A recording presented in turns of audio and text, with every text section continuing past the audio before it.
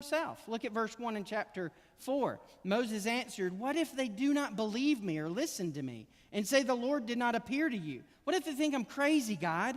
What if they think I'm just making it up?" I mean, Moses seemed to have more confidence in front of Pharaoh than he did in front of his own people. And I think that's easy for a leader in a church to understand. Doesn't matter what capacity, from group leader, teacher, deacon, pastor, minister, whatever area, it's intimidating to ask people to follow you where God is leading us to go. That's a very, very challenging thing to do. We would much rather stand up in a culture oftentimes that's darkened by sin and stand faithful against the opposition of God. It's easier to face an enemy sometimes than a friend. And so leadership's very difficult like that. But here's the deal. Inside of our church, we've got to understand that God's expectation of us is to sometimes ask the difficult questions as a church leader and to actually lead people to the hard places. Because here's the deal. God has not called churches to be comfortable. God has not called this to be like the Holiday Inn Express, all right? That's just the truth. God's called this to be a place where, first of all, a hospital for hurting people to come.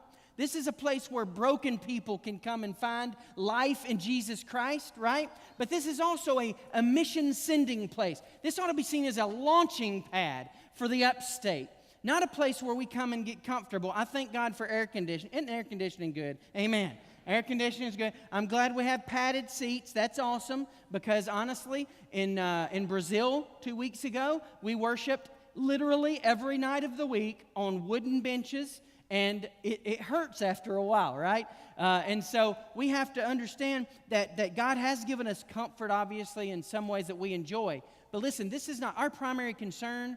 Our primary concern in being a church and coming to church is not to make ourselves comfortable. That's not God's biggest plan for you, is to be comfortable.